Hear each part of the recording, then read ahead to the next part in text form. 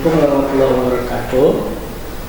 Perkenalkan, nama saya Nana Kusmana MPD.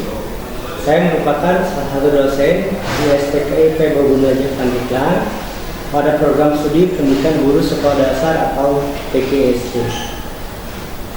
Saya akan mendeskripsikan mata kuliah yang saya ampu, yaitu mata kuliah pendidikan IPA GSD kelas 9 dengan kode mata kuliah MDK 220312. Mata kuliah ini merupakan mata kuliah wajib pada prodi pendidikan guru sekolah dasar dengan bobot mata kuliah adalah 3 SKS. Capaian mata kuliah atau CPNK pada mata kuliah ini yaitu setelah menempuh mata kuliah pembelajaran IPA di SD kelas 3, diharapkan mahasiswa mampu yang pertama memahami hakikat IPA di SD kelas rendah, yang kedua memahami karakteristik siswa di SD kelas rendah, yang ketiga memahami dan menerapkan strategi pembelajaran IPA di SD kelas rendah, yang keempat merancang alat peraga dan percobaan dalam pembelajaran IPA di kelas rendah, yang kelima melakukan asesmen pada pembelajaran IPA di SD kelas rendah, yang keenam merancang rencana pelaksanaan pembelajaran IPA di SD kelas rendah, yang ketujuh melaksanakan pembelajaran IPA di SD kelas rendah. Untuk bahan kajian mata kuliah pada perkuliahan ini adalah yang pertama hakikat IPA di SD kelas rendah, yang kedua karakteristik siswa di SD kelas rendah, yang ketiga pendekatan pembelajaran IPA di SD kelas rendah, yang keempat model pembelajaran IPA di SD kelas rendah, yang kelima metode pembelajaran IPA di SD kelas rendah, yang keenam media dan alat peraga pada pembelajaran di SD kelas rendah, yang ketujuh lingkungan sebagai sumber belajar IPA, yang kedelapan asesmen pada pembelajaran IPA di SD kelas rendah, yang kesembilan rencana pelaksanaan pembelajaran, yang ke-10 melaksanakan pembelajaran IPA di SD kelas rendah. Untuk bahan kajian metode pembelajaran yang saya gunakan diantaranya adalah ceramah, diskusi, tanya jawab, dan penugasan. Sementara itu untuk penilaian atau evaluasi pembelajaran terbagi menjadi 4 komponen. Yang pertama, kehadiran sebesar 20%, tugas 20%, UTS 30%, dan UAS 30%. Berikut adalah proses perkuliahan yang saya lakukan. Terima kasih. Wassalamualaikum warahmatullahi wabarakatuh. Assalamualaikum warahmatullahi wabarakatuh. Selamat siang semuanya. Selamat bertemu kembali dalam perkuliahan pendidikan IPA di SD kelas rendah. Nah, untuk hari ini bagaimana kabar kalian? Siapa yang tidak hadir? Wulan, Pak. Wulan. Kemana Wulan? Sakit. Oke. Jidan sakit. Oke. Wulan, Jidan ya, berarti 2 orang tidak hadir untuk hari ini. Oke. Nah, untuk hari ini kita akan belajar mengenai model-model pembelajaran IPA di kelas rendah. Nah, sebelum ke materi, kemarin kita sudah mempelajari mengenai hakikat pembelajaran IPA. Nah, IPA itu apa? Ilmu pengetahuan alam. Oke. Ada yang bisa, itu kan baru kepanjangannya. Apa IPA itu? Ilmu yang mempelajari ilmu alam.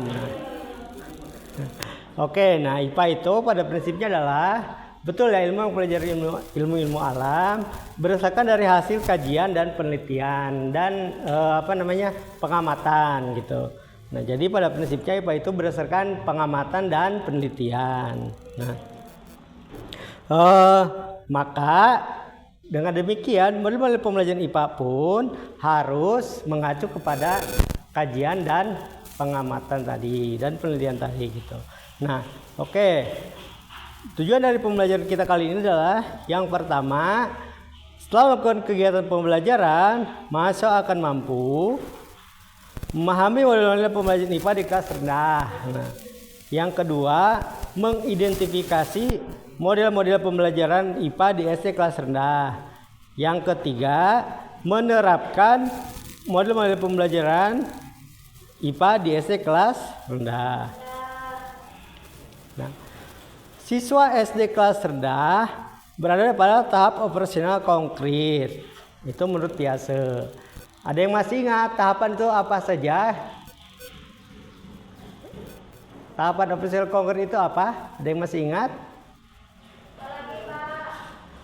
Nah, operasional konkret itu maksudnya adalah di mana dia tuh mengenali sesuatu tuh atau belajarnya itu dengan menggunakan alat-alat indera. Nah, alat-alat indera yang dimiliki oleh si siswa tersebut gitu.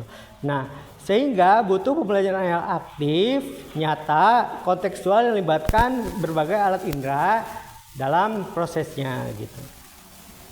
Nah, oke.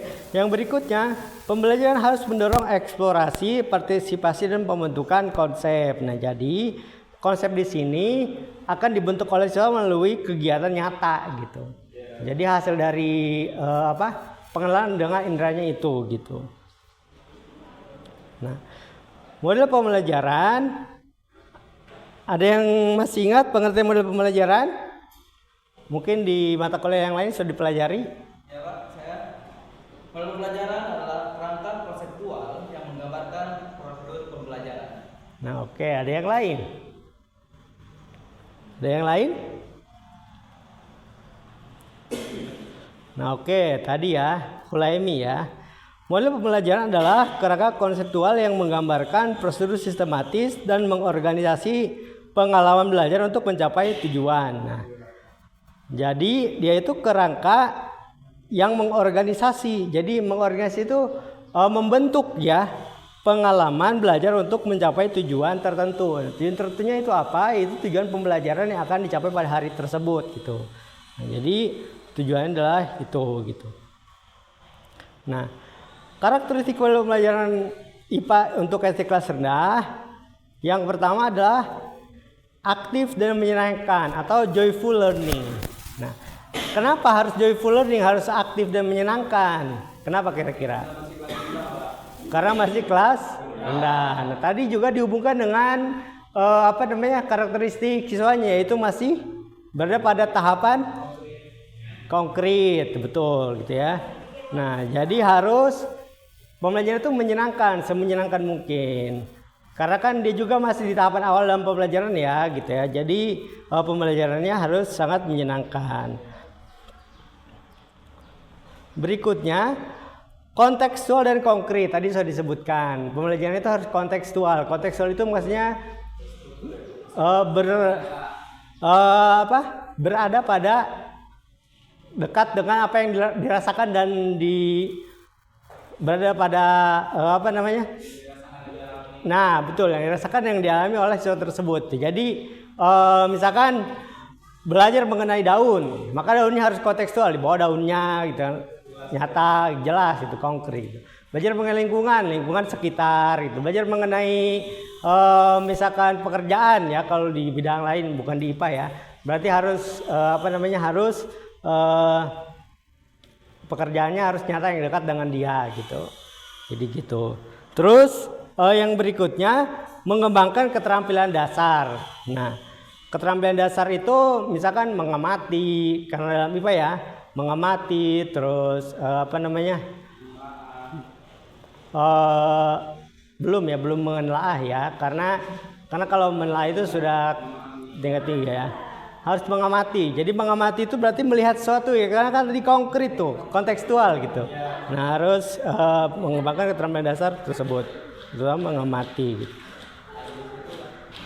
Melatih kerjasama dan komunikasi gitu. Nah, jadi salah satu karakteristik pembelajaran IPA DS untuk kelas rendah ini adalah melatih kerjasama dan komunikasi. Nah, jadi komunikasinya itu harus dilatih gitu ya.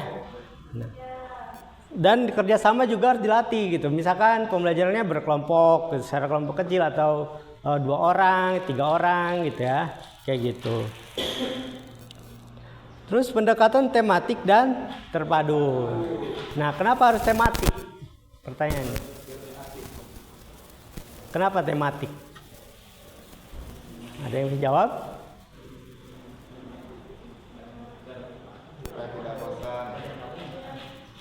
Karena kalau di SD kelas rendah itu kan belum di pelajaran ya, belum ada pelajaran IPA gitu kan, PS, belum terbagi sekuen-sekuen. Jadi mereka tuh masih menyatu gitu intinya. Jadi harus tematik ya. Jadi tidak ada sekuen-sekuen gitu untuk di SD kelas rendah ini gitu. Nah, berikutnya untuk jenis-jenis model pembelajaran IPA di SD kelas rendah, yang pertama adalah ada model pembelajaran Think, Pair, Share atau TPS. Bukan tempat pembuangan sampah ya ini ya. Tapi Think, Pair, Share. Nah, Think, Pair, Share adalah model pembelajaran yang melibatkan tahapan utama, yaitu berpikir sendiri, think, berdiskusi dengan pasangan, pair, dan berbagi hasil diskusi dengan kelompok atau kelas, yaitu share. Jadi ada 3 tahapan utama ya. Ada berpikir, ada berpasangan, ada berbagi. Nah, di situ ada berbagi. Nah, tujuannya adalah untuk meningkatkan kemampuan berpikir, kerjasama, dan keberanian mengungkapkan pendapat. Nah, langkah-langkah Think, Pair, Share yang pertama adalah guru menyampaikan pertanyaan atau masalah. Yang kedua, siswa berpikir sendiri. Jadi tadi kan ada proses think ya, jadi berpikir mengenai masalah yang diberikan. Terus siswa berpasangan dan berdiskusi. Nah, ini berarti di proses pair-nya. Jadi soalnya itu belajarnya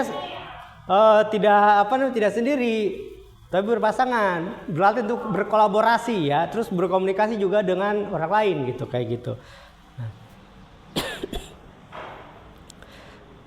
Kemudian ada masing-masing pasangan berbagi hasil diskusi ke kelas. Nah, ini ada share-nya nih. Share-nya di sini. Jadi setiap pasangannya itu nanti akan menyampaikan hasil kerjasama atau kerja kelompoknya atau hasil diskusinya di depan kelas. Kelebihannya meningkatkan interaksi dan percaya diri siswa. Nah, jadi dengan TPS ini siswa akan lebih percaya diri gitu ya. Dan akan meningkat interaksinya karena kan ada di first pair ada share tadi. Share itu kan atau misalkan di pair juga kan berinteraksi dengan pasangannya. Kalau di di share sendiri kan berinteraksi dengan sesama teman, berarti dalam kelasnya gitu kan, gitu. Yang kedua adalah pembelajaran discovery learning. Discovery learning adalah model pembelajaran yang menekankan peran aktif siswa dalam menentukan sendiri konsep atau prinsip melalui proses eksplorasi dan pemecahan masalah. Nah, jadi intinya untuk memecahkan masalah dia tuh harus melakukan proses eksplorasi. Eksplorasi itu apa berarti? Mengeksplor berarti ngapain? Explore apa explore? Explore apa explore? Mencari tahu. Terus tadi apa lagi? Mendalami, menggali ya. Explore itu kayak gitu. Nah. Kemudian tujuannya adalah untuk mengembangkan kemampuan berpikir kritis dan rasa ingin tahu. Nah, kenapa harus digali rasa ingin tahunya? Gitu. Kenapa?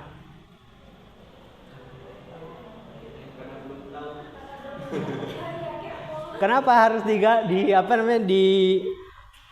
rasa ingin tahunya? Harus dikembangkan rasa ingin tahunya. Kenapa? Nah, betul ya. Biar apa? Pengetahuan, betul ya. Sebetulnya betul. Nah, karena dengan ingin tahunya lebih gitu kan, maka dia itu akan termotivasi untuk belajar gitu kan, kayak gitu. Dia termotivasi untuk menggali gitu. Nah, makanya rasa ingin tahunya harus dikembangkan atau ditingkatkan. Langkah-langkahnya yang pertama adalah pemberian stimulus. Yang kedua identifikasi masalah. Yang ketiga ada pengumpulan data. Yang keempat ada pengolahan data. Ada verifikasi, menarik kesimpulan. Nah, contohnya siswa mengamati pertumbuhan tanaman dari biji. Pernah kalian melakukan itu waktu di sekolah dulu? Biji apa yang kalian amati? Biji apa? Toge ya, dari kacang hijau. Ada juga yang mungkin yang jagung ya, pernah jagung? Nah, belum ya. Ada biji jagung ya, ada biji kacang gitu ya. Tergantung apa yang nanti diamatinya gitu. Yang jelas pada proses pengamatan itu kan ada prosesnya. Yang pertama ada proses identifikasi masalah di situ. Ada pengumpulan data. Datanya kan yang diukur misalkan hari pertama tumbuhnya berapa senti, hari kedua berapa senti gitu kan. Terus nanti diolah datanya gitu. Kemudian nanti akan diverifikasi, dicari lagi kebenarannya dan ditarik kesimpulannya. Misalkan kecepatan rata-rata tumbuhan jagung adalah sekian sentimeter per hari gitu kayak gitu. Nah, itu berarti kesimpulannya seperti itu. Misalkan ya. Yang berikutnya adalah model pembelajaran bermain atau play based learning. Nah, kenapa ini dibutuhkan?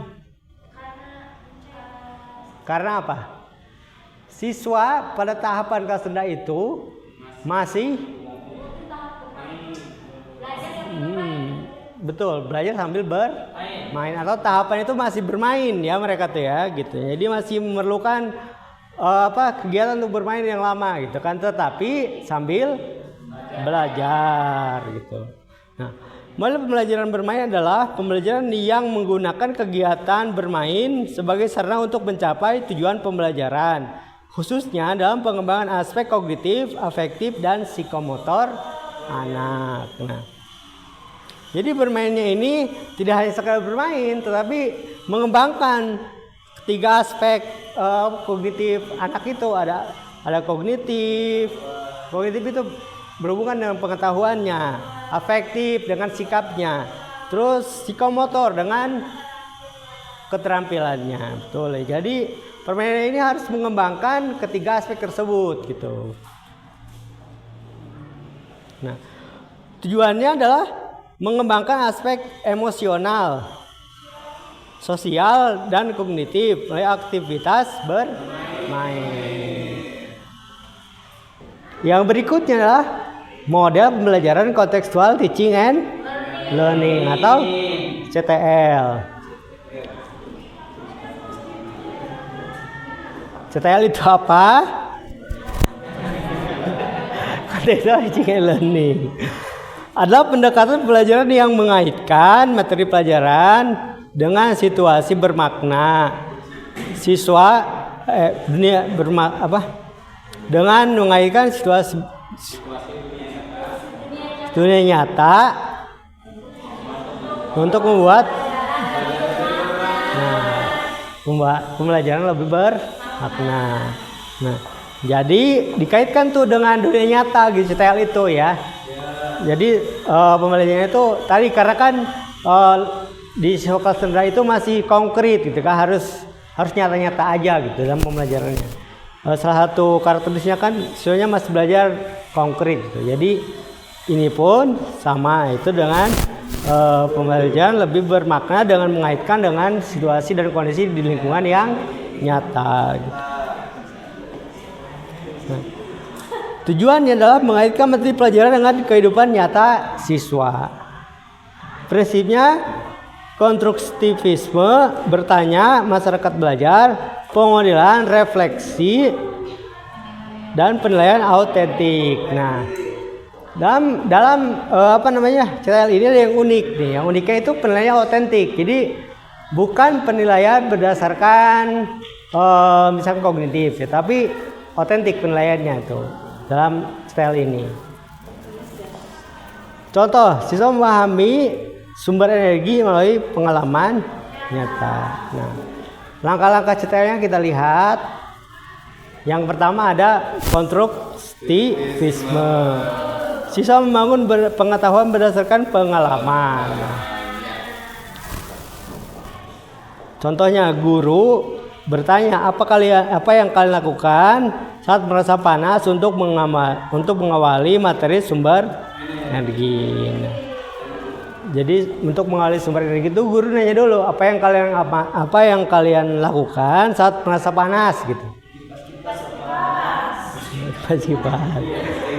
Langkah yang kedua adalah inquiry atau menemukan. Nah, langkah ini siswa mencari dan menemukan informasi melalui pengalaman atau percobaan. Contohnya mengamati mainan bertenaga baterai dan mencatat sumber energinya. Langkah ketiga questioning atau bertanya. Guru dan siswa saling bertanya untuk memperdalam pemahaman. Jadi gurunya bertanya jawab dengan siswa gitu untuk memperdalam pemahaman siswa tentunya. Contohnya apa yang membuat kipas angin berputar gitu. Tadi kan kalau misalkan lagi panas kalian ngapain? Nyalain kipas gitu kan di jawabannya ya. Nyalain kipas Pak gitu kan. Setelah nyalain kipas nanti apa yang membuat kipas angin berputar apa gitu? Ada listrik. Oke. Ada strumanya. Kemudian ada modeling. Modeling itu pemodelan. Guru memberikan contoh cara mengerjakan tugas. Contohnya menunjukkan cara mengisi tabel alat sumber energi dan manfaatnya. Jadi misalkan dibuat tabel tuh. Tabel satu misalkan sumber energi, terus benarnya apa, terus manfaatnya untuk apa. Contohnya apa? Tabelnya gimana contohnya? Alat, misalkan kipas angin. Sumber energi dari listrik. Manfaatnya untuk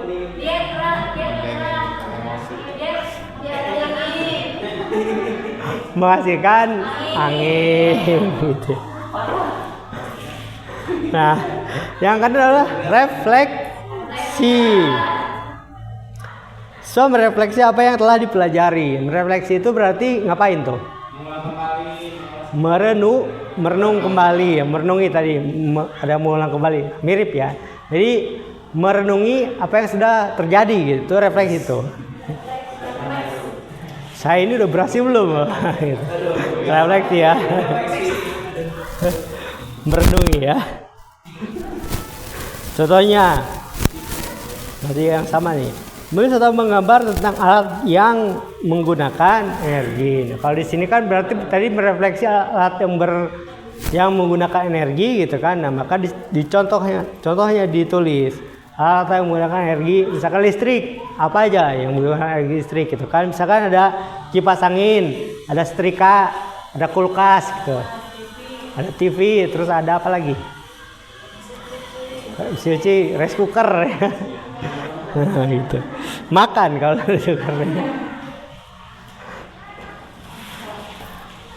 Nah, langkah ketujuh adalah authentic assessment. Nah, ini tadi yang saya sebutkan khas dalam pembelajaran CTL itu ada authentic assessment.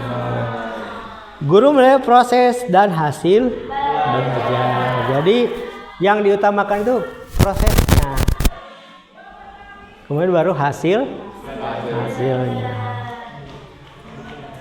Contohnya, menilai diskusi, gambar, dan catatan siswa secara menyeluruh. Jadi tidak hanya C1, C2, C3 yang diukur itu kan, tetapi prosesnya juga diukur gitu. Ada pertanyaan? Ada. Iya. Pak, apa manfaat penggunaan media konkret dalam pembelajaran IPA di kelas 3? Ada yang bisa jawab? Sok. Ini jawab sedikit kalau misalkan lengkap apa manfaat media konkret ya dalam pelajaran kelas 3. Jadi untuk yang pertama itu manfaatnya itu untuk mempermudah pembelajaran, karena dengan tadi itu kita belajar harus dengan dunia nyatanya, dunia yang benar-benar asli adanya gitu. Apalagi dikaitkan dengan pembelajaran IPA. Nah, ketika kita menggunakan media pembelajaran konkret langsung gitu, langsung dengan dunianya, jadi tidak membayangkan tetapi melaksanakan, sehingga pembelajarannya akan lebih mudah. Itu sih menurut saya itu. Terima kasih. Terima kasih, jawabannya bagus sekali ya. Betul ya tadi yang dijawab oleh Agus. Dengan media konkret itu jadi sesuatu lebih tidak berpikir abstrak ya, tidak menghayal gitu kan ya, tapi berdasarkan apa yang dilihatnya gitu, apa yang dia sentuh, misalkan apa yang bisa dia raba gitu, apa yang bisa dia rasakan gitu kan kayak gitu. Nah, jadi itu manfaat dari media konkret ya, menjadi pembelajaran lebih nyata gitu kayak gitu, tidak abstrak ya kayak gitu. Karena tadi kenapa? Karena siswa pada kelas rendah ini masih berada pada tahapan operasional konkret. Nah, jadi di mana pada tahapan ini pembelajaran harus yang berdasarkan dunia nyata gitu ya. Gitu. Belum bisa berpikir abstrak gitu kayak gitu. Kalau operasional Oke, ada lagi? Cukup. Nah oke ya. Sedikit lagi mengenai pemilihan model pembelajaran nih. Pemilihan model pembelajaran harus disesuaikan dengan karakteristik siswa, tujuan pembelajaran dan konteks kelas. Jadi untuk menentukan pemilihan model pembelajaran ini, yang pertama adalah karakteristik siswa yang dilihatnya, tujuan pembelajarannya apa dan konteks kelasnya seperti apa gitu. Jadi tidak misalkan tidak satu materi dengan menggunakan CTL, maka materi juga dengan CTL gitu, enggak ya, tapi harus disesuaikan dengan kebutuhan materi tersebut, kebutuhan tujuan pembelajarannya gitu kan, terus karakteristik siswanya. Jadi misalkan siswa di kota menggunakan CTL, di kampung menggunakan CTL, jadi tidak semua seperti itu ya, harus disesuaikan gitu. Jadi harus disesuaikan dengan karakteristik siswanya tersebut gitu. Yang kemudian guru kreatif dan fleksibel dalam melakukan model pembelajaran agar tercipta suasana belajar yang menyenangkan dan bermakna. Nah, oke baiklah.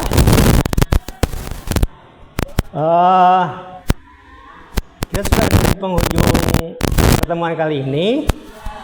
Untuk tugasnya untuk minggu depan, pilihlah salah satu materi di kelas rendah, kemudian buatlah skenario pembelajaran menggunakan model pembelajaran tertentu. Yang tadi ya, yang sudah disebutkan tadi model-model pembelajarannya. Bisa ya? Minggu depan, oke. Baiklah, kalau bisa kita akhiri pertemuan kali ini dengan bersama-sama berdoa.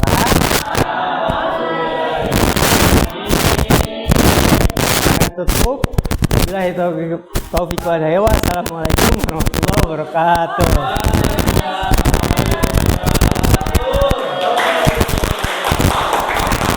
Terima kasih.